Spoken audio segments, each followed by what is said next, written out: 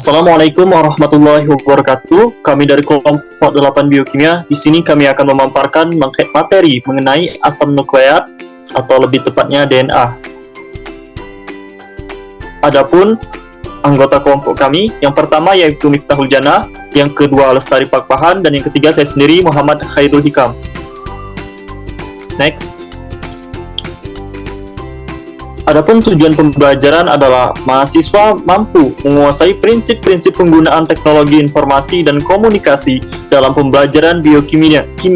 Sedangkan kemampuan akhir pada pokok bahasan ini, mahasiswa mampu menguasai fondasi saintifik materi DNA pada makhluk hidup.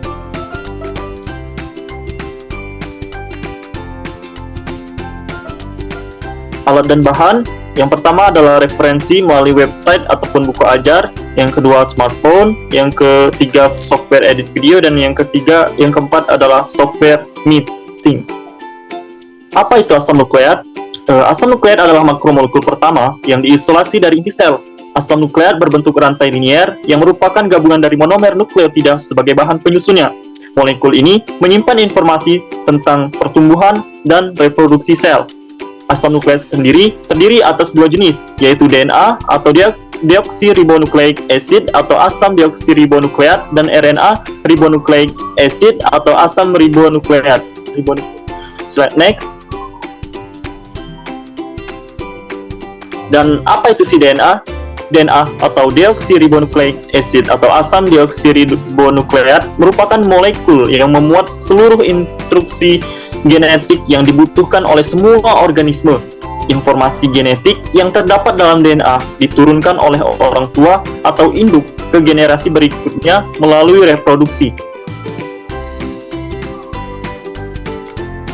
Dan mengapa DNA itu sangat penting bagi makhluk hidup?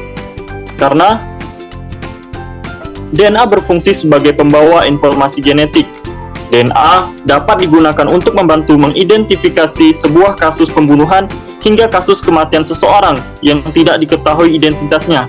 Nah, DNA di sini membantu kinerja penegak hukum karena dapat mengenali atau mengetahui informasi terkait siapa pelaku dan siapa korban melalui tes DNA.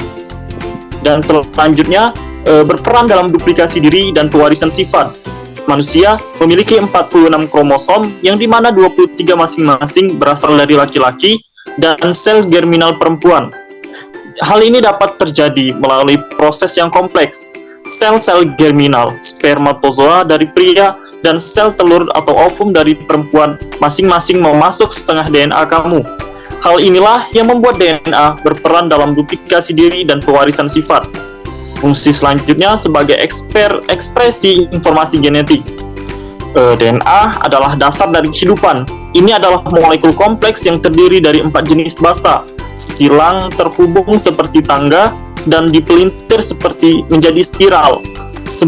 Semua 4 protein masing-masing terhubung dengan satu dan yang lainnya, dan urutan semua pasangan membentuk gen yang mendefinisikan siapa kamu, serta semua organisme lain di bumi.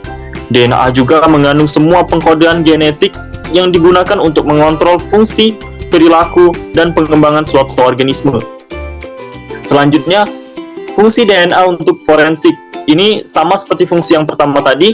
Ilmuwan forensik dapat menggunakan DNA yang terletak dalam darah, sperma, kulit, air liur, hingga rambut yang tersisa di tempat kejadian kejahatan untuk mengidentifikasi kemungkinan tersangka. Pengidentifikasian ini biasanya disebut dengan fingerprint genetika atau pemprofilan DNA.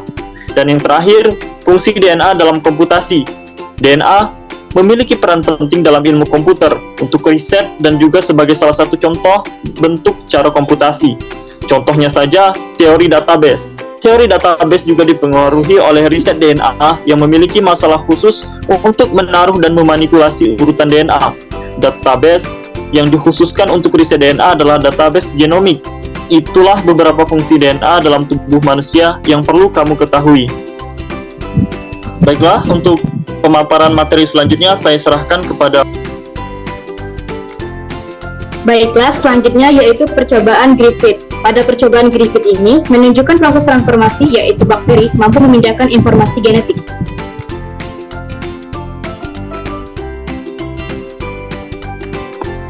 Terdapat 4 percobaan oleh Griffith.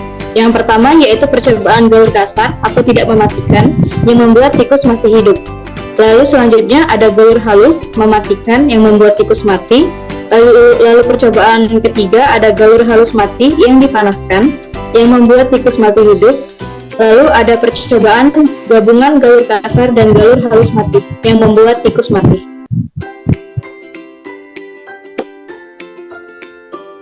Berikut perincian 4 percobaan yang dilakukan oleh Griffith. Yang percobaan pertama, tikus disuntik kultur bakteri tipe S atau bakteri virulen yang menyebabkan tikus mati. Lalu percobaan kedua, tikus lain disuntik dengan bakteri non-patogen tipe R. Tikus tetap sehat dan tidak mati. Lalu pada percobaan ketiga, bakteri tipe S dimatikan dengan pemanasan 60 derajat Celcius selama 3 jam. Lalu disuntikan pada tikus, namun tikus tersebut tetap hidup. Bakteri virulen S akan menyebabkan penyakit pada tikus apabila dalam keadaan hidup. Lalu pada percobaan 4, bakteri tipe S yang telah mati karena pemanasan dicampur dengan bakteri tipe R. Kalau disuntikan pada tikus, tikus akan sakit dan ditemui banyak bakteri S pada tikus tersebut. Substansi dari bakteri tipe S yang sudah mati mengubah sel bakteri tipe R menjadi bentuk bakteri virulen atau tipe S. Sifat patogenitas yang dimiliki bakteri tipe R ini diwariskan ke semua keturunannya. Fenomena ini disebut transformasi, yaitu perubahan genotip dan fenotip yang disebabkan oleh asimilasi DNA eksternal. Baiklah, materi selanjutnya akan dijelaskan oleh Lestari Pakpahan. Baiklah, terima kasih atas kesempatannya. Di sini saya akan menjelaskan percobaan Michelson and Stahl. Pada percobaan Michelson and Stahl ialah mendemonstrasikan bahwa replikasi DNA adalah semi-konservatif.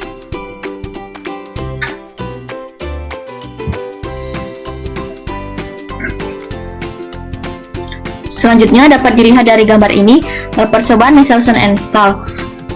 Eksperimen yang dilakukan oleh Michelson and Stahl diuji untuk memastikan validitas dari 3 metode awal yang diusulkan dan hasilnya diberikan dengan penggunaan isotop radioaktif nitrogen.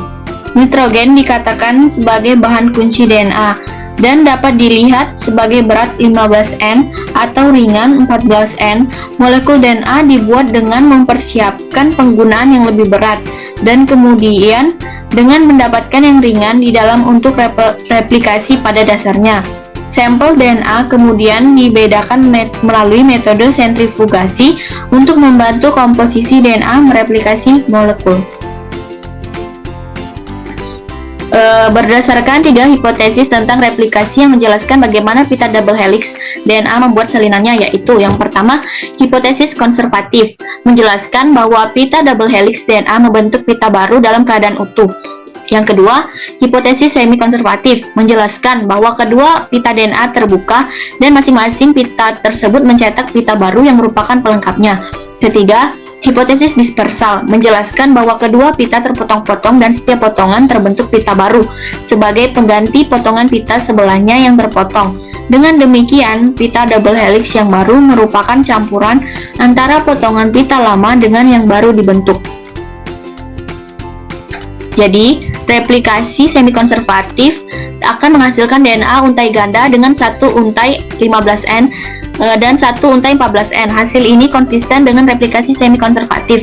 Sejumlah sel-sel generasi kedua akan memiliki satu untaian DNA 15N awal bersama-sama dengan salah satu dari DNA 14N, yang menjelaskan munculnya DNA dengan kerapatan antara sejumlah sel-sel lain akan memiliki sepenuhnya DNA 14N. Untai pertama disintesis pada pembelahan pertama, sedangkan untai lainnya disintesis pada pembelahan kedua. Baiklah, saya kembalikan kepada moderator. Baiklah, mungkin itu saja pemaparan materi dari kami. Terima kasih. Wassalamualaikum warahmatullahi wabarakatuh.